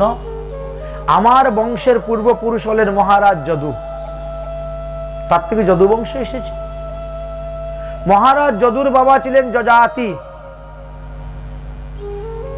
যদু মহারাজ তিনার বাবার কথা অমান্য করেছিলেন বললে বাবা ক্রোধিত হয়ে অভিসম্পাদ দিয়েছিলেন, তুই আমার জ্যৈষ্ঠ পুত্র হইয়া আমার কথা শুনলে না, তো যা, তোর বংশের কেউ কোনোদিন রাজা হতে পারবে না, রাজগদ্দিতে বসতে পারবে না। তো আমি তো সেই যদুবংশে জন্মগ্রহণ করেছি, অতএব আমি রাজা হব না, আমি রাজগদ্দিতে বসবো না। আপনি রাজা ছিলেন, আপনি এখন রাজা হন আবার। বলে ভগবান শ্রীকৃষ্ণ উগ্রসেনকে পুনরায় এই রাজগদ্দিতে বসিয়ে অভিষেক করালেন, রাজা আবার পুনরায় রাজা বানিয়ে দিলেন। কৃষ্ণ বলরাম বসুদেব দেবকীর চরণে পড়িয়ে প্রণাম করলেন, হে পিতা, হে মাতা, আমাদের অপরাধ ক্ষমা করো। আমাদের মতো ছেলে থাকা সত্ত্বেও তোমাদেরকে কংসের কারাগারে এত দুঃখ ভোগ করতে হয়েছে, এত কষ্ট ভোগ করতে হয়েছে, অথচ আমরা কিছুই করতে পারলাম না। এইভাবে ক্ষমা ভিক্ষা চাইলেন। বসুদেব দেবকী দেখলেন আমার পুত্র এখন 12 বৎসরের হয়ে যাচ্ছে, আমরা ক্ষত্রিয়, ক্ষত্রিয় নিয়ম হয়েছে 6 বৎসর হইতে 18 বৎসরের মধ্যে, মাতৃগর্ভ হইতে গণনা করিয়া 6 বৎসর হইতে 18 বৎসরের মধ্যে উপনয়ন সংস্কার করতে হয়। তাই কৃষ্ণ বলরামের উপনয়ন সংস্কারের ব্যবস্থা করলেন। উপনয়ন সংস্কার করার পরে কৃষ্ণ বলরামকে পাঠাইলেন অবন্তিকাপুরীতে, যাও গুরুকুলে বিদ্যা শিক্ষা লাভ করার জন্য। আচ্ছা দেখেন তো, কোথায় মথুরা আর কোথায় উজ্জয়িনী? অনেক দূর না? মহারাষ্ট্র, উজ্জয়িনী মধ্যপ্রদেশে পড়েছে উজ্জয়িনী। আর এর মধ্যে কি কোনো শিক্ষাগুরু ছিল না? আচ্ছা মধ্যে তো অযোধ্যাও ছিল, অযোধ্যা তো আরো কাছে, উজ্জয়িনী তো অনেক দূর মথুরা থেকে। অযোধ্যা তো উত্তরপ্রদেশের মধ্যেই। আচ্ছা কাশী এত বড় পণ্ডিতদের স্থান, তো কাশীতে পাঠাতে পারতেন না তিনার ছেলেকে, যা কাশীতে গিয়ে লেখাপড়া কর? কিন্তু পাঠিয়েছেন উজ্জয়িনীতে, শান্তিপুনি মুনির আশ্রমে, যাও সেখানে গিয়ে তোমরা লেখাপড়া শিখো। কৃষ্ণ বলরাম যখন অবন্তিকাপুরীতে উজ্জয়িনী শান্তিপুনি মুনির আশ্রমে রওনা হয়েছেন, গুরুকুলে প্রবেশ করার 1 কিলোমিটার আগে দেখেন রাস্তার পাশে এক ব্রাহ্মণ বালক বসে কান্না করতেছে। কি ব্যাপার, আপনি কাঁদতেছেন কেন? বলছে আমার পায়ের মধ্যে কাঁটা ফুটেছে, আমি আর হাঁটতে পারছি না। শ্রী গোবিন্দ নিজের দাঁত দিয়ে কামড় মেরে ধরে কাঁটাটা বের করে দিয়েছেন। সেই দিন থেকে তার সঙ্গে বন্ধুত্ব হয়ে গেল, যার নাম ছিল সুদামা। সুদামা সুদামাকে রথে করে নিয়ে রওনা হলেন এবং গুরুকুলে উপস্থিত হলেন। সুদামা শ্রীকৃষ্ণের স্বভাব চরিত্র দেখে বড় প্রসন্ন, উপস্থিত হলেন। শুরু হলো বিদ্যা শিক্ষা লাভ। গুরুকুলে থাকার সময়ও এক এক দিন এক এক কাজ করতে হতো, দায়িত্ব আছে। কোনোদিন শুকনো কাষ্ঠ আনতে হবে, কোনোদিন ফুল তুলতে হবে, তুলসী তুলতে হবে, গোবর ফেলতে হবে, গরু রাখতে হবে, সবকিছু। ভগবান শ্রীকৃষ্ণ গুরু সেবা সব করেছেন। একদিন গুরুদেব বলছেন, এই আজকে কৃষ্ণ সুদামা যাবে কাষ্ঠ আনতে।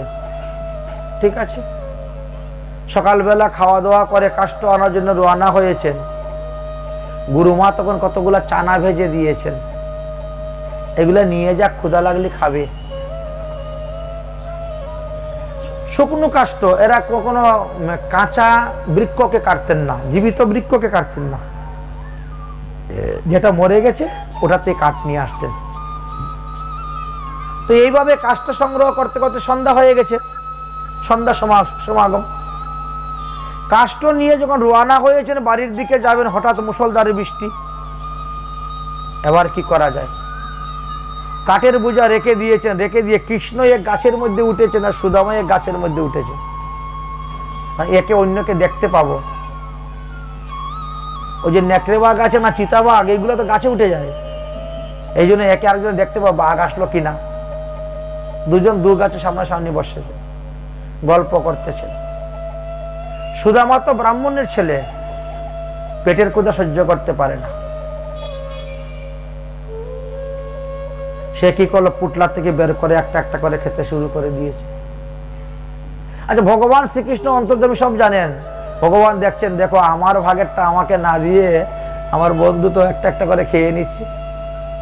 পুটলাটা তো ওর কাছেই ছিল, কিন্তু প্রকাশ্য করে বলছেন না। কৃষ্ণ বলছেন, বন্ধু তোমার দাঁত দিকে ঠকঠক করে নড়তেছে, কি ব্যাপার? বলছেন, না ঠান্ডায়, একদিকে বৃষ্টি হচ্ছে, তার মধ্যে শীতল বাতাস, এই জন্য দাঁত ঠকঠক করে নড়তেছে। কিন্তু বাস্তবে কিন্তু চানা খেচ্ছে চিবিয়ে চিবিয়ে। কিচ্ছু বললেন না কৃষ্ণ। নিজের ভাগ তো খেলো খেলো, ভগবানের ভাগটাও খেয়ে নিল। শাস্ত্রে বলছে, তুমি যা খাবে ভগবানকে দিয়ে খাবে। আর ও তো ভগবানকেও দিল না, নিজেই খেয়ে নিল। যার কারণে পরবর্তী জন্মটা তিনাকে বড় দুঃখে কাটাতে হলো, বড় দুঃখে কাটাতে হলো। যাই হোক, রাত্রি প্রভাত হলো, বৃষ্টি সমাপ্ত হলো, গুরুকুলে রওনা হয়েছেন। 64 দিনে 64টি বিদ্যা শিক্ষা লাভ করেছিলেন। বিদ্যা শিক্ষা লাভ করার পরে ভগবান শ্রীকৃষ্ণ বললেন, গুরুদেব এবার বলেন গুরু দক্ষিণা কি দিব? দক্ষিণা বিহীনম যজ্ঞ নিষ্ফলাম। অতএব বলুন, আমরা দক্ষিণা দিয়ে যাব। আচ্ছা ঠিক আছে, তোমরা দক্ষিণা পরে দিও। পরে না, আজকে আপনি অনুষ্ঠান করেছেন, যদি আজকে দক্ষিণা না দেন, কালকে দিলে দ্বিগুণ দিতে হবে, তার পরের দিন দিলে চতুর্গুণ দিতে হবে, তারপরের দিন দিলে অষ্টগুণ দিতে হবে, তারপরের দিন দিলে 8 দুগুণে 16 গুণ দিতে হবে। এটাই হলো নিয়ম। এই জন্য দক্ষিণা বাকি রাখতে নাই। আজকালকে লোক তো বলে সপ্তাহ বাকি দক্ষিণা দানাং ব্রাহ্মণেভ্য নমো নমো, বলে 1 সপ্তাহ পরে আপনার দক্ষিণাটা পাঠাই দিব, আপনি এখন আসুন। অসুবিধা নাই, এখন তো ইন্টারনেটের যুগ, মোবাইল টিপলি হয়ে যায়। হ্যাঁ, আপনার অ্যাকাউন্টে টাকা পৌঁছে যাবে অনলাইনে। 1 সপ্তাহ কয়ে যায়, কয় সপ্তাহ গত হয় তারও শেষ নেই। কিন্তু জানে না দক্ষিণার বিধান। 1 দিন দেরি হলে দ্বিগুণ, 2 দিন দেরি হলে চতুর্গুণ, 3 দিন দেরি হলে অষ্টগুণ, 4 দিন দেরি হলে 16 গুণ।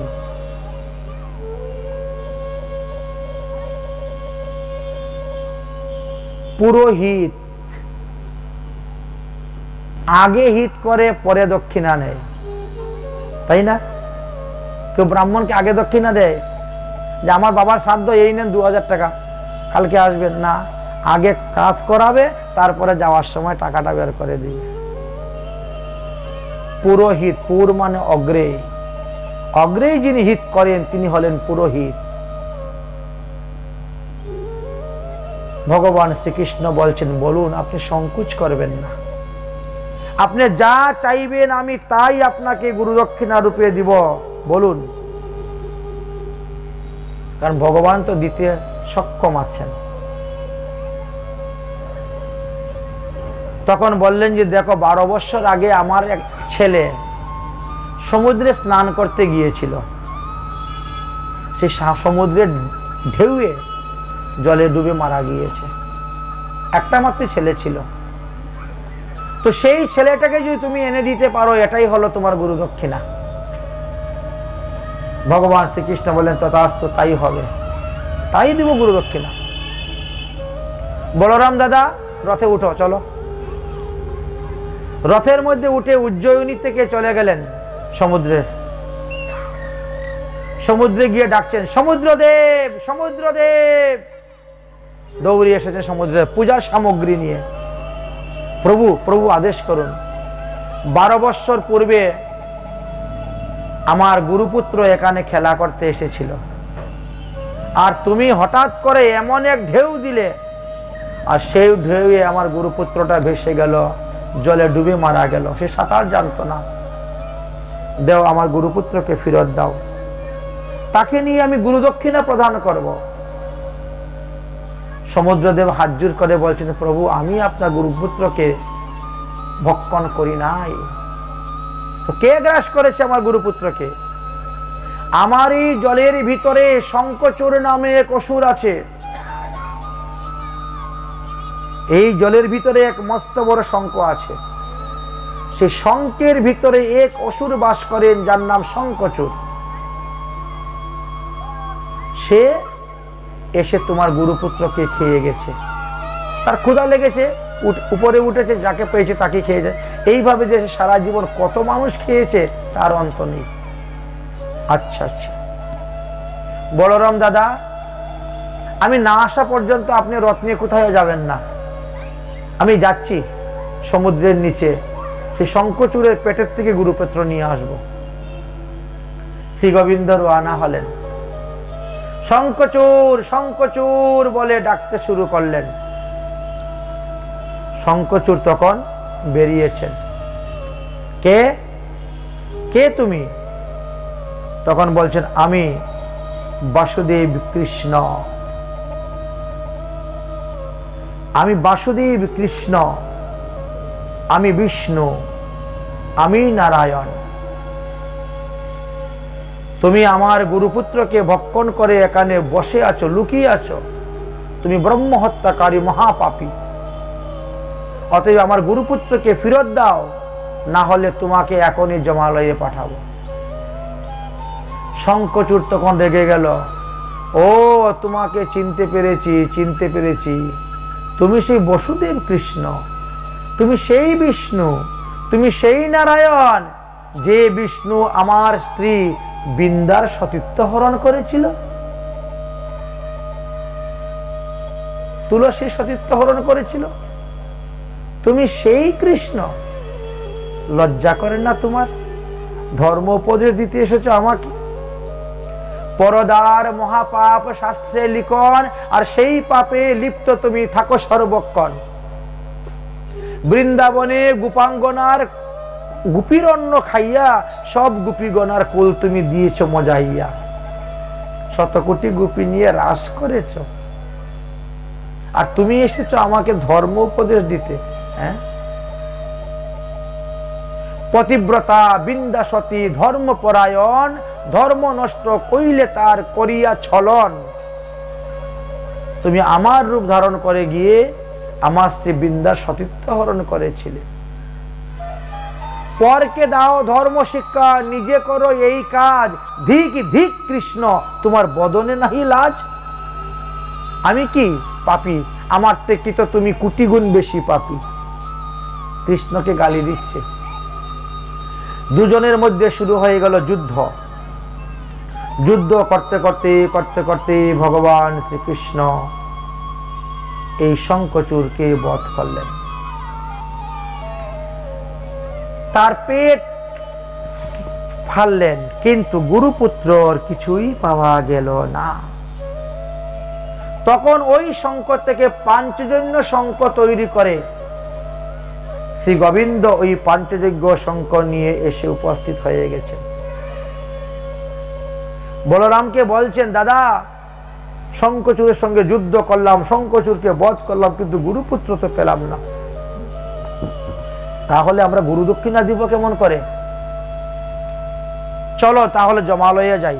কেউ মরলে পরে তো আগে তো জমালয়ে যায়। চলো তাহলে জমালয়। ভগবান শ্রীকৃষ্ণচন্দ্র রওনা হলেন বলরামকে সঙ্গে করে নিয়ে জমালয়ে। জমের সঞ্জীবনী পুরীতে গিয়ে উপস্থিত হয়ে সেই পাঞ্চজন্য শঙ্খ ধ্বনি করলেন। যম মহারাজ বুঝতে পারছেন অনাদির আজ গোবিন্দ আজ আমার বাড়িতে এসেছে।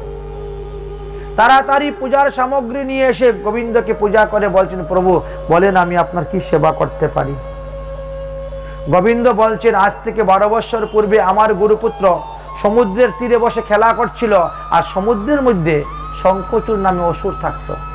সে হাত দিয়ে জলের ঢেউ তুলে বেলাভূমি অতিক্রম করে নিয়ে গুরুপুত্রকে গ্রাস করে খেয়ে নিয়েছিল। অতএব সেই গুরুপুত্র তুমি আমাকে দাও। মরলে পরে তো মানুষ আগে জমালেই তো আসে, তারপরে না এখান থেকে বিভিন্ন স্থানে যায়, বলো আমার গুরুপুত্র কোথায়? যম মহারাজ বলছেন, চিত্রগুপ্ত খাতা খুলো, খাতা খুলে দেখো তো প্রভুর গুরুপুত্র কোথায় গেল। খাতা খোলার পরে চিত্রগুপ্ত বলছেন, আপনার গুরুপুত্র এখন এক নাপিতের ঘরে জন্মগ্রহণ করেছে, এক মালাকারের বাড়িতে আছে। কেন মালাকারের ঘরে থাকবে কেন? বলে এই কারণেই, তিনি এক মালাকারের সঙ্গে বন্ধুত্ব করেছিলেন। দেখেন, যার সঙ্গে বন্ধুত্ব করবেন, যার চিন্তা করে মরবেন, পরজন্মে তাই হবেন। বন্ধুত্ব করেছিল মালাকারের ছেলের সঙ্গে বলে এখন মালাকারের বাড়িতে আছে। বলে হ্যাঁ, ওই যে মৃত্যুর সময়, বন্ধু বন্ধু আমাকে বাঁচাও, আমাকে বাঁচাও, রাক্ষস আমাকে নিয়ে যাচ্ছে, রাক্ষস আমাকে নিয়ে যাচ্ছে। চিন্তাটা কার করেছিল? যার কারণে তিনার এই জন্ম হয়েছে। ঠিক আছে, যাও, তার জীবাত্মাকে ধরে নিয়ে আসো, এনে আমাকে দাও, আমি নিয়ে গুরু মহারাজকে দান করব। যম মহারাজ দূত পাঠালেন, আর সেই মালাকারের সন্তানের দেহ থেকে জীবাত্মাকে নিয়ে আসলেন, গোবিন্দের কাছে দিয়েছেন। গোবিন্দ তখন বলছেন, 12 বছর পূর্বে আমার গুরুপুত্রের চেহারা যেভাবে ছিল সেভাবে হোক। যম মহারাজ বলছেন, এখানে না, এখানে না, আমার সীমানা থেকে 12 হওয়ার পরে আপনি ওই দেহ তৈরি করে জীবাত্মাকে প্রবেশ করাবেন, তারপরে নিয়ে গুরুপুত্র গুরুদেবকে দান করবেন। সবারই একটা আইন আছে, নিয়ম আছে। যবে সঞ্জীবনীপুরী থেকে বের হলেন, তারপরে শ্রী গোবিন্দ 12 বছর পূর্বে গুরুদেবের গুরুপুত্র যেভাবে রূপ চেহারা ছিল সেইভাবে বানালেন, আর জীবাত্মাকে তার মধ্যে প্রবেশ করিয়ে দিয়ে নিয়ে গুরু দক্ষিণা দিয়ে দিলেন। গুরু দক্ষিণা দিয়ে বললেন, এবার আপনি বিদায় দিন, আমি এখন চললাম, মথুরায় চলে যেতে হবে। এই যে 64 দিনে 64 প্রকার বিদ্যা শিক্ষা লাভ, মথুরা থেকে উজ্জয়িনীতে আসতে 3-4 দিন সময় লেগেছে, যেতে 3-4 দিন সময় লেগে গেছে, মোটামুটি 3 মাসের মতন, 2.5 মাস 3 মাস। এই 2.5-3 মাসের মধ্যে কোনো গোপীগণ কৃষ্ণের কোনো সন্ধানই পাচ্ছেন না, কোনো সন্ধান নেই। নন্দ বাবা পর্যন্ত চিন্তার মধ্যে পড়ে গেছেন, ব্যাপার কি। প্রতিদিন নন্দ বাবা কৃষ্ণের জন্য খাবার পাঠাতেন, কিন্তু কোনো উত্তর আসে না, ভালো মন্দ। একেবারে গোপনে ছিলেন কৃষ্ণ। এই 64 দিন গুরুকুলে 64 প্রকার বিদ্যা শিক্ষা লাভ করেছেন। তারপরে তিনি মথুরায় এসেছেন, সবাই সন্তুষ্ট, সবাই প্রসন্ন, খুশি। ভগবান 64 দিনে বিদ্যার 64 কলা শিখে নিয়ে এসেছেন। অযোধ্যায় এই মথুরায় এসে বসে এবার শুরু হলো তিনার রাজকার্য। আমরা পূর্বেই বলেছি যে ভগবানের এক একটি লীলা হলো এক একজন লোকের অহংকারকে চূর্ণ করা। তো শ্রী গোবিন্দ প্রায় সময়ই ব্রজের গোপীদের কথা বলেন আর কাঁদেন। যাদের সঙ্গে 11টি বৎসর 11 বছর 7 মাস খেলা নেলা করেছেন একসঙ্গে, তাদেরকে ত্যাগ করে এসেছেন, তাই তাদের কথা মনে পড়ে, কাঁদেন, কিন্তু মথুরা ছেড়ে বৃন্দাবনে কখনো যাচ্ছে। এই দৃশ্য দেখে উদ্ধব কখনো কখনো পরিহাস করত। উদ্ধবের মনের ভিতরে অহংকার ছিল। উদ্ধব তো ভগবানের বাল্য বন্ধু, কিন্তু এটা মথুরায় আসার পরে উদ্ধবের মনের মধ্যে অহংকার ছিল যে আমি দেবগুরু বৃহস্পতির শিষ্য, একটি অহংকার।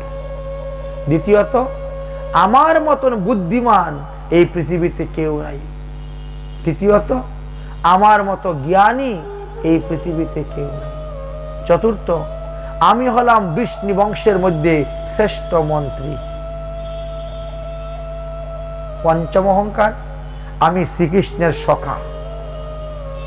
কারণ অর্জুন তখন সখা হন নাই, অর্জুন তো পরে গিয়ে সখা হয়েছে। এই জন্য এই অহংকার ছিল। আমি হলাম একমাত্র শ্রীকৃষ্ণের প্রিয় সখা। আবার আমি হলাম শ্রীকৃষ্ণের প্রিয় ভক্ত। আমার থেকে বড় ভক্ত আর কেউ নেই। তারপরেও কৃষ্ণ শুধু শুধু এই ব্রজের মূর্খ গোপীদের কথা বলে আর কান্না করে। এইভাবে তিনার মধ্যে অহংকার এসেছিল। দর্পহারী ভগবান উদ্ধবের দর্প চূর্ণ করার জন্য একটি লীলা করলেন। কি লীলা করেছিলেন? একদিন শ্রী গোবিন্দ মথুরা রাজধানী রাজবাড়ির উপরে ছাদের উপরে বসে মাথা হেট করে গোপীদের কথা বলছেন আর কান্না করতেছেন। কেন? আমি গোপীদেরকে কথা দিয়েছিলাম যে আগামী পরশুদিন আমি যাব, কিন্তু এই বলে 3 মাস হয়ে গেল আমি যাই নাই। আর 3 মাস ধরে গোপীরা ওই এক বস্ত্র পরিধান করে আছেন। 3 মাসের মধ্যে তারা একবারও স্নান করে নাই, এক মুষ্টি অন্নও খায় নাই, গৃহেও যায় নাই, বনের মধ্যে পড়ে আছে। কৃষ্ণ বলছেন তিনি আসলে পরে তিনাকে নিয়ে আমরা গৃহে যাব। আমি এখন বাড়িতে যাব স্নান করতে, খাওয়া দাওয়া করতে, আর এমন সময় যদি কৃষ্ণ চলে আসে তাহলে অন্য গোপীরা তাকে নিয়ে চলে যাবে, আমি বঞ্চিত হয়ে যাব। এই জন্য কোনো গোপী যাচ্ছেন না। তাই ভগবান শ্রীকৃষ্ণ কাঁদছেন।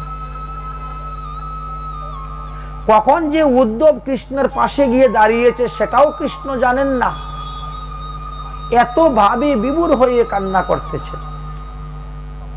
যখন কৃষ্ণের কান্নাটা একটু শিথিল হলো, তখন উদ্ধব শ্রীকৃষ্ণের হাত ধরে বলছে, সখা তুমি কাঁদছো কেন? তোমার কিসের অভাব? ভগবান জানেন জ্ঞানী ভক্তরা প্রেমী ভক্তের অভাব বুঝতে পারে না। জ্ঞানী ভক্তের মার্গ আলাদা, প্রেমী ভক্তদের মার্গ আলাদা। এই জন্য ভগবান শ্রীকৃষ্ণ বললেন, উদ্ধব তুমি ওইসব বুঝবে না। কি বলো? আমি বুঝবো না? আমি বৃহস্পতি শিষ্য, দেবগুরু বৃহস্পতি শিষ্য। আমার মতো জ্ঞানী, আমার মতো বুদ্ধিমান কেউ আছে নাকি? বুঝবো না? ভগবান বলছেন না, এ তো প্রেম কি বাত হে উদ্ধব, তুমি তো জ্ঞানী ভক্ত, তুমি প্রেমের কথা কি বুঝবে? এ তো প্রেম কি বাত হে উদ্ধব, বনগেগি তেরি বস কি नहीं है, यहाँ सरते होते ही सौदा, आशिको इतने मस्ती नहीं है, ये तो प्रेम की बात है उद्धव। উদ্ধব বলছে, বন্ধু তুমি বুঝাইয়া বললেই বুঝবো, তাও বুঝবে না। তো বুঝবো কেমন করে? বুঝতে গেলে আমার প্রেমী ভক্তের সঙ্গ করতে হবে।